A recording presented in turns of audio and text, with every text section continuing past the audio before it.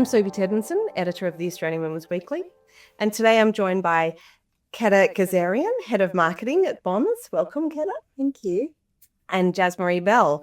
Jazmaree is investment and activation associate director at EssenceMediacom and a B&T Women in Media Rising Star finalist. Congratulations. We're going to start with Career Foundation, and I might start with you, Kedda. Kedda, you built your career at Bonds, growing from brand manager through to head of marketing. In an industry where movement is often seen as the only way forward, what's kept you building there, and how has that shaped how you define growth and success? No, I've been there for 12 years. I was previously in a digital agency working on lots of beauty brands. And I've always loved fashion. I always wanted to work in fashion. But yeah, then I just kind of got hooked in. It's a really exciting brand to work on. Like there's just such variety in the customers that we speak to, the categories that we have. So every day has been different. Yeah, it feels extra special to now be head of marketing and to kind of have this team that I've done a lot of the roles in the team. Yeah. I really wanted to see bigger bodies in Bonds marketing, and that was really important to me. And I was able to use my little areas to kind of make that happen. Yeah. And so now to be the head of marketing, I can kind of go, oh, this is like, I've been helping to build the brand to where they are this whole time. It isn't just once you're in the leadership role, you get to put your stamp on it. So yeah, it's fun. Jazz, you're working across some of Australia's biggest brands at EssenceMediacom, and you're already recognised as a B&T 30 Under 30 winner and Rising Star finalist. That's fantastic. How have you carved out your own impact early in your career, and what's been the most important factor in helping you do that? One of the most important factors that's helped carve out, I think, the word impact. I think the word impact can be small or large. When I first stepped into my role and joined the media industry during COVID, I noticed that culture and connectivity was one of the most important things to bring people together, especially when we were dialing in on Teams and we weren't in that face-to-face environment. And I found it really inspiring seeing other people rally together and take their own initiative. So when I heard about the culture committee internally in my media agency, I immediately put my hand up for it to get involved. And from there, I think it just opened doors to meet new people and gain access to opportunity, aligning with people whose values aligned with mine. Kedda, women in this industry are often expected to be ambitious, collaborative, resilient, likeable, all at the same time. We know we're very good at multitasking, but it's a lot to carry. Have there been moments where those expectations have felt contradictory for you, and how have you learned to navigate that tension? I definitely think there is a tension that women have to straddle in, leadership roles, which is this kind of hard and soft, being able to kind of hear difficult feedback, being able to problem solve under pressure, but also to be soft and collaborative. And I think it's just such a powerful reminder that, softness can be strength and vulnerability can be strength. And I think more women need to model that. Ultimately, no one teaches you how to lead. Like you start to get a team, you start to work out that dynamic, and you just kind of take the bits that you've seen from everyone else and put that together for yourself. And, maybe you learn some lessons along the way, but I think that's the best way to build your leadership style ultimately. Jazz, as someone earlier in your career, do you already feel those expectations showing up? And has anything surprised you about what women in this industry are expected to be versus who they actually are? I do agree that even earlier on in my career, I had seen those expectations show up, especially kind of what you were discussing, the difference between ambition versus caring. But I think the most surprising thing is seeing how leaders in our business show up and how they utilize that as a strength. I believe that women, especially women in media, this is our opportunity to showcase how authentic we can be in the workplace. It's something that I have seen in leaders in my business, and it's also something that I am really passionate for advocating. I think sensitivity is a strength because, as you said, it shows that we care, and when you care, that actually brings opportunity for change and for growth, right? If you care about something, you're more motivated to see it to the end, whether that's, a client campaign, or it could be introducing a policy for DE&I. My perception of leadership was that it was a doors closed sort of policy. You weren't considered a leader until you reached a certain tenure or a certain title. But now I actually believe that leadership isn't dependent on a title. It's dependent on your values and also what you're motivated by. Kedda, you have just, we were talking earlier about your launching bonds in the US, or pushing bonds into the US last year, and the amazing campaign you did with Robert Irwin, which completely broke the internet. When you're right in the thick of it, in the thick of those campaigns, leading something of that scale of visibility, what does it actually feel like for you personally? And what did that experience teach you about leadership that you don't think you could have understood in any other way? All of those different campaigns had really different feelings and lessons attached, I think, for me.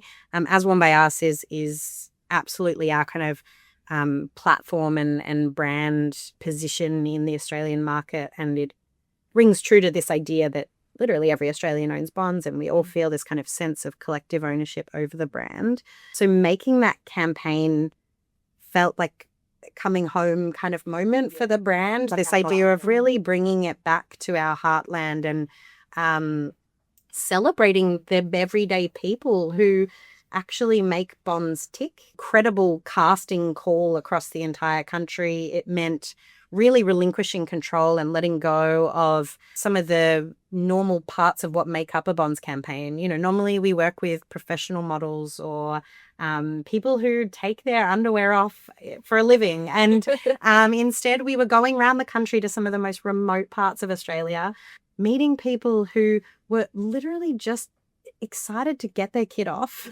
show us their world, bring us into their homes, their communities. Like, we shot a lot of the campaign in their backyards or at their local school or wherever it might be. And so it was, every single interaction was a really powerful interaction with the people who love the brand. Relinquishing control and also just trusting the process and not being too stuck on the shape of something and letting it kind of ebb and flow a little bit. And as a result, we've created something that has run for many years in this market and has really, I think, reflected the fabric of Australia that we were trying to unlock. Kedda, with pace, pressure and performance changed as you become more senior in your role? I do move at pace, and so I've had to learn a lot of lessons over the last decade around when's the right time and place for pace. Mm-hmm. And I think it's tricky when you're in the early stages of your career, because often pace is celebrated.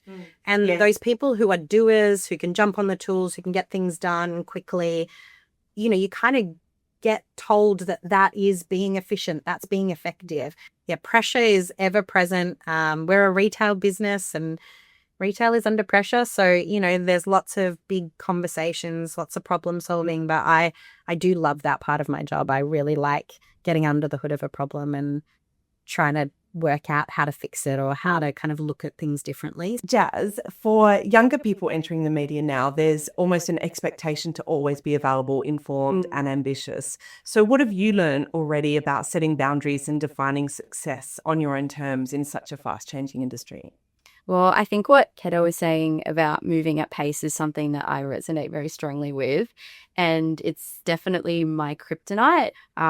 Earlier on in my career, definitely found that ambition kind of led to being available, most definitely. I definitely at times would put my hand up for things that might not have been as relevant. And I also do think, especially for juniors, having an advocate is very valuable. Having a safe person that you can come to and present opportunities or conversations with. I'm a strong believer that you can achieve what you want to achieve mostly within the 9 to 5. Obviously, there are exceptions to that rule. Some things are more important, especially if it's something you're passionate about. And setting that example for my team, especially for juniors, is very important for me, because when I was junior, I was definitely exceeding the 9 to 5, thinking that it would better me, but not necessarily. I think in the end of the day, sometimes I was finishing and wasn't feeling assured in myself that I had contributed to something that added value. Jazz, you're at the start of what will be a long career in this industry. When you look at someone like Kedda's path, what excites you and what honestly intimidates you? What excites me, based on everything that you've been talking about during this interview, honestly, what excites me is the room for opportunity and the way that you can shape change in subtle ways, right? You were talking about how, as you've moved up in your role, you've been able to influence lightly and influence obviously at a larger scale as you moved up, the way that campaigns are built out, obviously body inclusivity. I think that's obviously something that should be on paper from the beginning, but it's great that your involvement helped lead to that. And that's exciting. I want to be part of something bigger than changing my password every 90 days. I want to help be part of change, whether it be through our pro bono work on Dolly's Dream, introducing impactful campaigns for my client, or shaping policy across the industry. But I think what intimidates me on the flip side is there is a lot of responsibility, and we have a lot of potential in this industry in media to make massive change. And I think sometimes I'm intimidated by that. I'm intimidated by the level of investment that we work with and that we manage. Kedda, what is one thing that you'd want someone early in their career to really understand about building longevity and impact in this industry? One piece of advice. Slow down. Don't be in a rush. Enjoy all the little banal things that you get to do every day. You know, there's what's that movie About Time where he goes back and he lives the same day again and he finds beauty in all the banal things. Maybe I'm in a really melancholic era of my career. I don't know, but I think there is often we rush past all of that stuff and we see it as like the pathway, the journey to the next big thing, the next kind of achievement. And then you get to a point in your career where those things naturally do slow down. You don't change roles as quickly. You sit in places longer and you sit with projects and with thoughts longer. And if I could tell past me, I would say just don't be in a rush. Like go back and like do those little things and look at all those little opportunities where you can be creative and you can have impact and you can build relationships. On the final question, this is a question for both of you. What does winning look like to you right now in your career, in your work, and as a woman in this industry? Yeah, winning. I probably could answer it two ways. Like on a personal level, winning looks like balance for me. I loved what you were saying, Jazz, about that work-life balance piece because, it is something that I'm really striving to get right now, and I really want to model that for my team, but I also just want to model it for myself. I want to leave on time. I want to do Pilates and go to the beach after work when the sun is shining. You know, I think all of that is so important, and it makes you better at your job.